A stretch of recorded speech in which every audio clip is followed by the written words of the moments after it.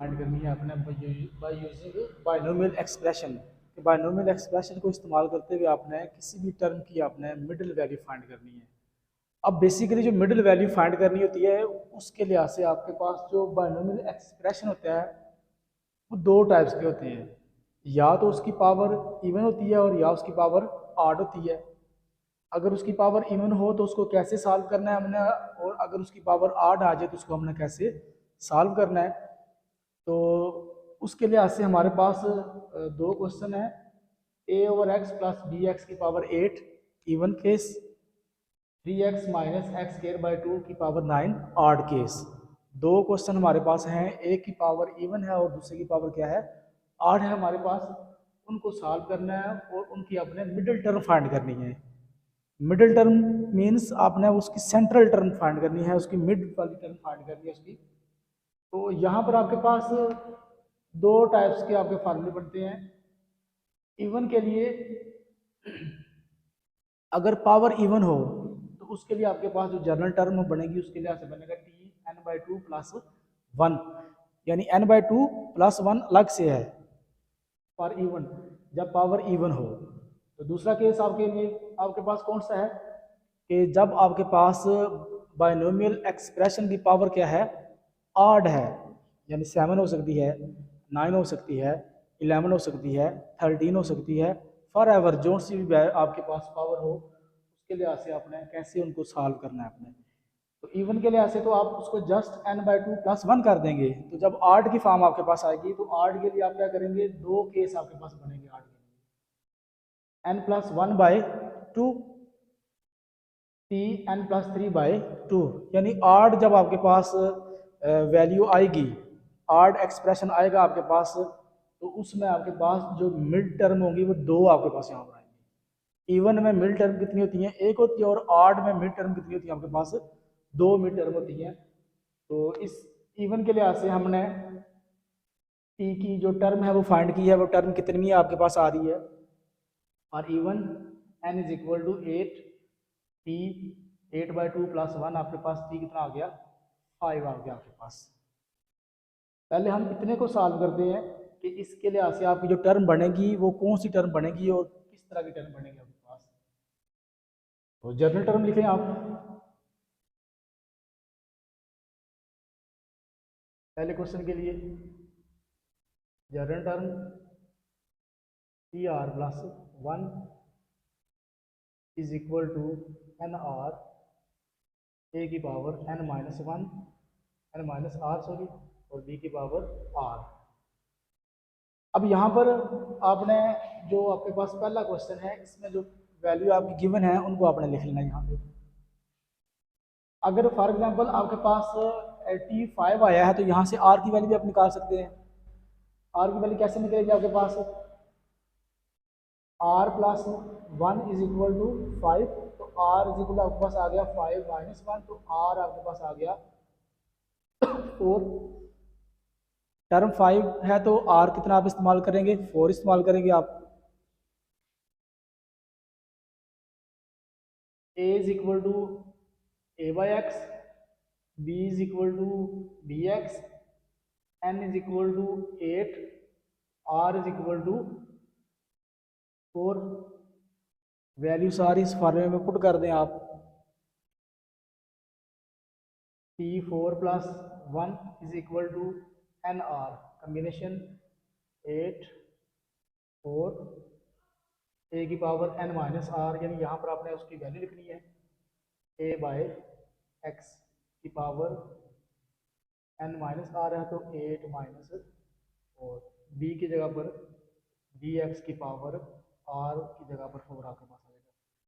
देखिए 4 plus one कितना आ गया, टर्म 5, यही वो टर्म आपके पास आ गई। यानी आपने कितनी भी टर्म आपके पास 5 है तो उस 5 के लिहाज से आप आर की वैल्यू यहाँ से आप इजीली निकाल सकते हैं।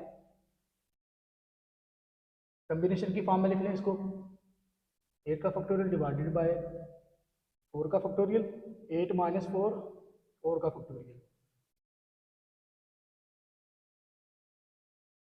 ए की पावर 4 और एक्स की पावर 4 डॉट बी की पावर 4 एंड एक्स की पावर 4।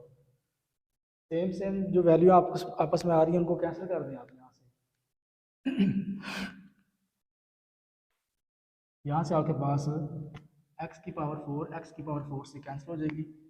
8 के फैक्टोरियल को आप एक्सपैंड करें 4 के फैक्टोरियल तक, आपका 4 का फैक्टोरियल यहाँ से कैंसिल हो जाएगा। और इस 4 के फैक्टोरियल को एक्सपैंड करें, इसमें जो वैल्यू जो टर्म्स कैंसिल होती हैं उनको कैंसिल कर रहे हैं आप।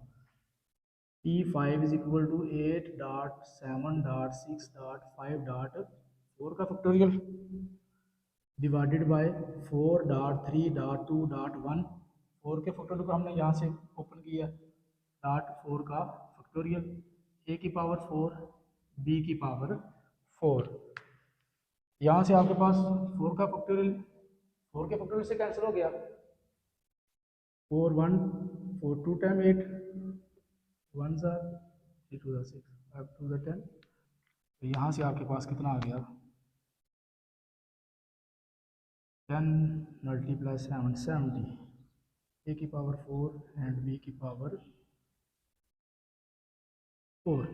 ये आपके पास टर्म आ गई है mid term for n is equal to even. आपके पास मिड टर्म आई है for n is equal to even. अब आपके पास जो दूसरा क्वेश्चन है उसमें आपने मिड टर्म फाइंड करनी है for n is equal to 8 के लिहाज से। 8 के लिहाज से आपकी दो टर्म्स आएंगी, मैंने बताया पहले दो टर्म्स आएंगी, यानी आपकी एक T5 आएगी और एक कितनी आएगी T6 आएगी। तो T5 में आप R निकाल लें और T6 में से आपने R की वैल्यू यहाँ से फाइंड आउट करनी है। तो यहाँ से आपके पास क्या आ जाएगा, T5 में भी आपके पास सेम टू सेम वही केस बनेगा, R plus 1 is equal to 5, R is equal to 5 minus 1, तो कितना आ जाएगा R4।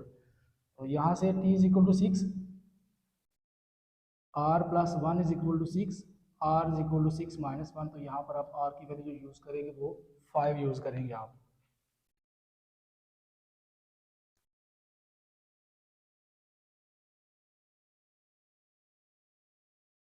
Know for odd exponent, तो यहाँ पर आपके पास जनरल टर्म जो आएगी वो भी इस तरह लिख लें, T R plus 1 is equal to N R ए की power N minus R B की पावर आर। तो यहाँ पर वैल्यू लिख लें आप, A is equal to 3x, B is equal to minus X square by 2, N is equal to आपके पास यहाँ पर 9 है और आर इज इक्वल टू आपके पास है 5 के। अगर आपने टर्म 5 फाइंड करनी है तो अब तब आप आर 4 पुट करेंगे आप। तो जब आपने टर्म नंबर 6 पुट फाइंड करनी है तब आप आर की वैल्यू जो है वो 5 पुट करेंगे यहाँ पे। आप हम करते हैं टर्म नंबर 5, तो आर की वैल्यू हम यहाँ पर पुट करेंगे 4, R is equal to 4, putting values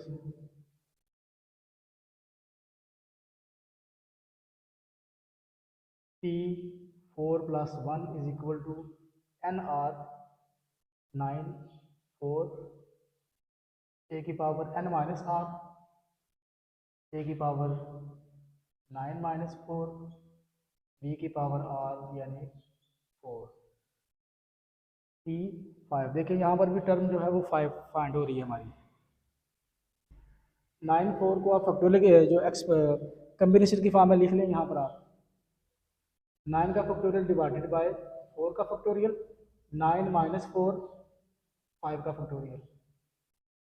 यहाँ पर ए और बी नहीं लिखना, इसकी जगह पर आपने उसकी वैल्यू लिखनी है 3x की पावर 9 माइनस 4 और बी की पावर, आप बी की वैल्यू आपके पास है माइनस एक्स स्क्वेयर बाय 2 थी।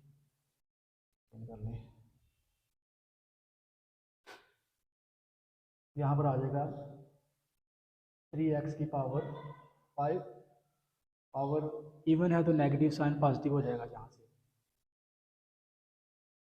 x की पावर 8 डिवाइडेड बाय 2 की पावर 4।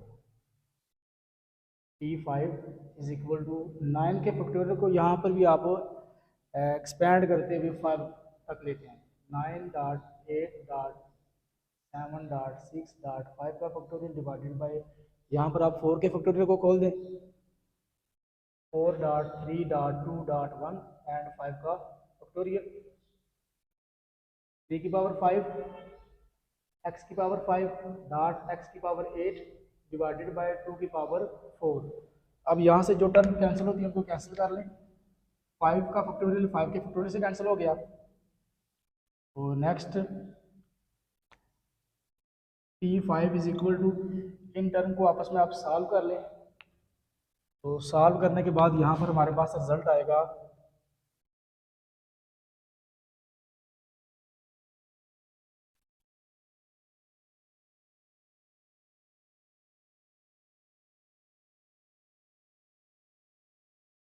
3.7.6.3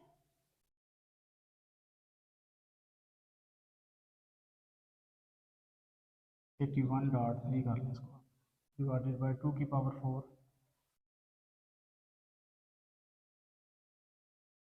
16, x की पावर ऐड हो जाएंगी 8 + 5। तो इसको आप सिंप्लीफाई करेंगे, T5 इज इक्वल टू आपके पास क्या आ जाएगा,